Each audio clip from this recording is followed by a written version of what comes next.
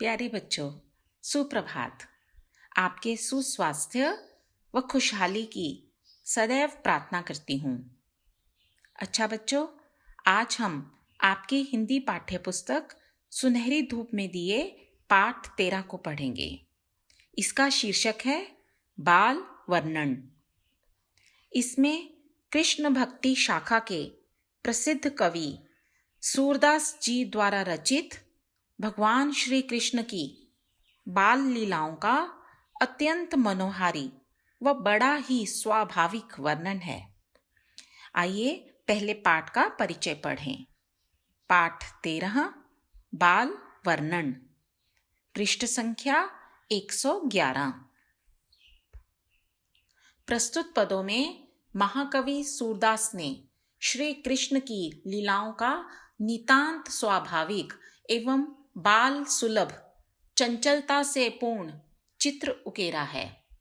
दाऊ बलराम का उन्हें खिंचाना, उनके श्यामल वर्ण पर व्यंग्य करना, ग्वाल बालों का चुटकी दे देकर नचाना एवं मुस्काना आदि कृष्ण को नहीं सुहाता। चोरी करके माखन खाना, ग्वाल मित्रों द्वारा जबरदस्ती मुंह पर माखन लगाने की शिकायत माता यशोदा से करना जैसे सरस प्रसंग सूरदास ने ब्रज भाषा में बड़े ही सुंदर ढंग से उभारे हैं। आगे है हितोपदेश में से ली गई एक सूक्ति।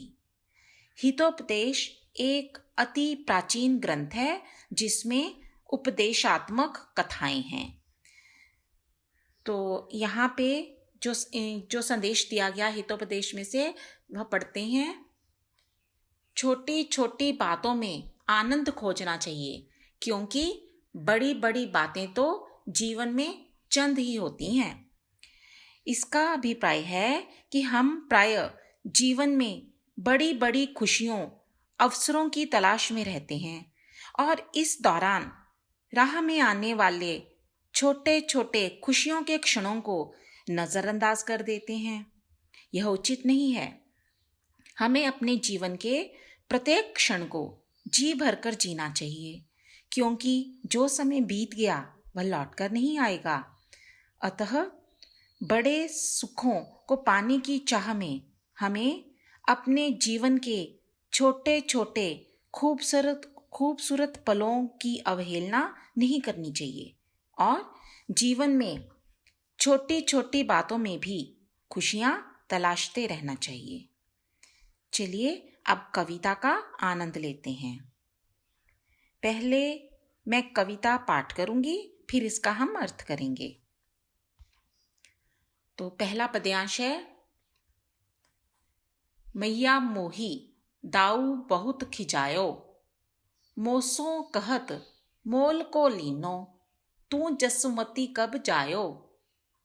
गोरे नंद जसोदा गोरी, तू कत श्यामल गात।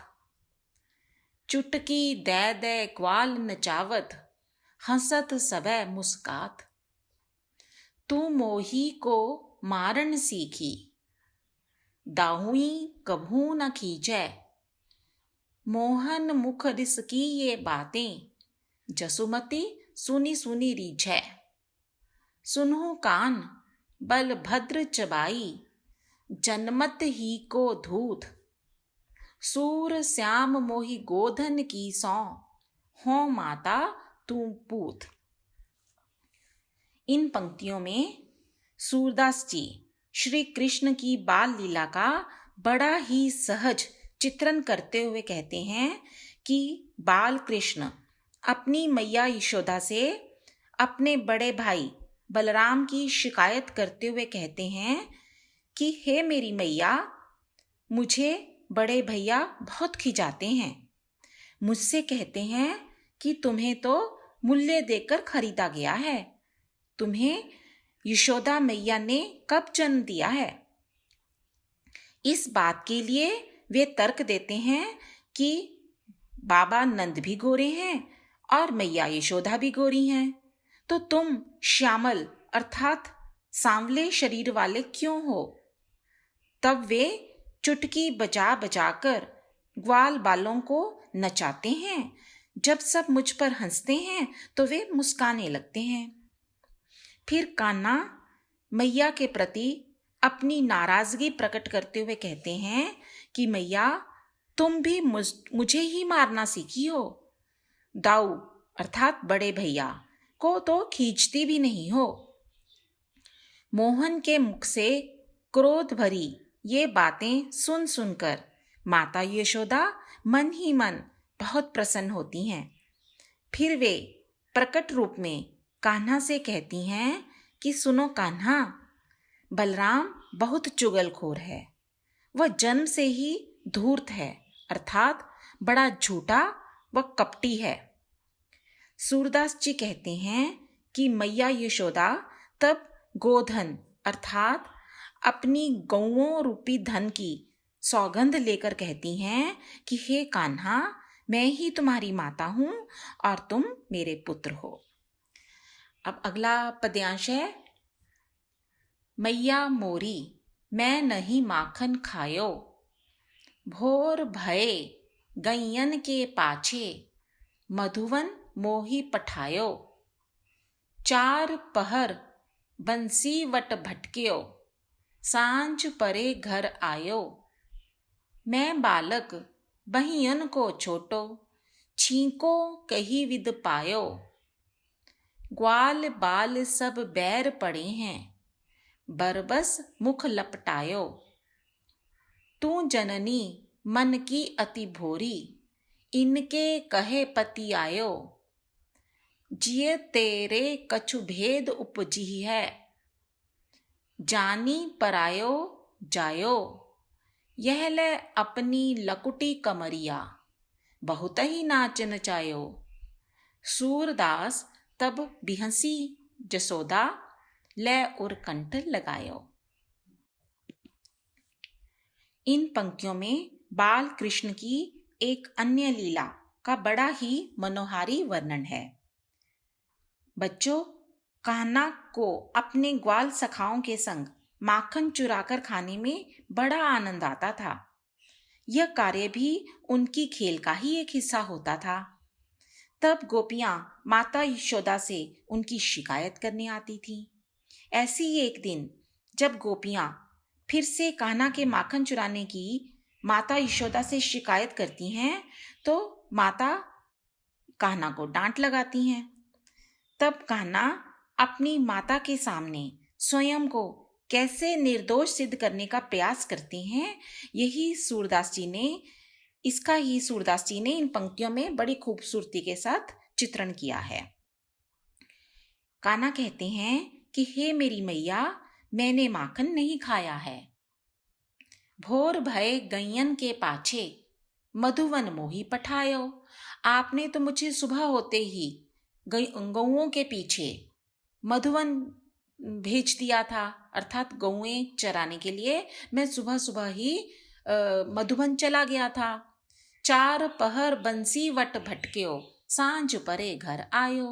तो 4 पहर अर्थात पूरा दिन मैं वंशी वट भटकता रहा। वंशी वट मीन्स वह बरगद का वृक्ष जिसके नीचे श्री कृष्ण बांसुरी बजाया करते थे। तो बाल कृष्ण कहते हैं कि मैं सारा दिन वहाँ वंशीवट में गौओं के पीछे भटकता रहा और अब सांझ पड़ने पर घर आया हूँ। सांझ मीन संध्या होने पर। मैं बालक बहियन को छोटो, मैं छोटी छोटी बाहों वाला एक नन्हा बालक हूँ। छींको कहीं विधि पायो, छींके को कैसे प्राप्त कर सकता हूँ। बच्चों, छींका रस्सियों से बनी एक छोटी टोकरी के समान होता है। पुराने ज़माने में लोग बिल्ली आदि जानवर से अपने दूध की या माखन की रक्षा करने के लिए छींके में उस अपनी बर्तन को रखकर ऊपर छत से लटका दिया करते थे। तो ये इसे छींका कहते हैं। तो बाल कृष्ण कहते हैं कि ऊपर लटके छींके को मैं कैसे पा सकता हूँ, मैं तो छोटा सा बालक हूँ। ग्वाल बाल सब बैर पड़े हैं, बरबस मुख लपटायो। अब उनके मुंह पर तो माखन लगा है, तो उसकी दलील क्या देती हैं कि जो मेरे ग्वाल सखा हैं ये सब मेरे शत्रु बने हैं। इन्होंने बलपूर्वक, बरबस मीन्स बलपूर्वक, जबरदस्ती मेरे मुख को माखन से लिपटा दिया है। तू जननी मन की अति भोरी, इनके कहे पति आयो। हे माता, तू तो मन की अति बहुत भोली है, इनकी बातों में आ जाती है। जिए तेरे कछु भेद उपजी है, जान परायो जायो। अब वो अत्यंत भावुक करने वाली बात करते हैं, दिल को छूने वाली बात क्या करते हैं कि माता, मुझे लगता है कि अब मुझे, क्योंकि मैं तुम्हारा पुत्र नहीं हूं ना, मुझे अब पराया जायो मतलब पराया बेटा जानकर अब तुम्हारे मन में मेरे प्रति संदेह उत्पन्न हो गया है। यह ले अपनी लकुटी कमरिया, बहुत ही नाच नचायो। अब वो थोड़ा क्रोध प्रकट करते हैं कि हे मैया, ये ले अपनी लाठी और कंबली। लकुटी मीन्स लाठी, कमरिया मीन्स वो जो ऊपर शॉल और कंबली लेते थे, अपने ऊपर ओढ़ते थे, कि ये ले अपनी लाठी और कंबली। तुमने मुझे बहुत नाच नचा लिया है, अर्थात अपने अनुसार मुझे जो कहती हो मैं मानता हूँ, मुझे अपने अनुसार तुमने बहुत कार्य करवा लिया है। सूरदास तब बिहंसी यशोदा। सूरदास जी कहते हैं बाल कृष्ण के मुख से गुस्से भरी ये बातें सुन माता यशोदा हंसने लगती हैं। लय और कंठ लगायो, और फिर उन्हें अपनी गोद में लेकर गले से लगा लेती हैं। तो बच्चों, आशा है आपने आज सूरदास जी के द्वारा वर्णित श्री कृष्ण की बाल लीलाओं का भरपूर आनंद लिया होगा। अगली बार मिलेंगे तो इस पाठ का अभ्यास कार्य व प्रश्नोत्तर करेंगे। तब तक अपना ख्याल रखना। Bye bye.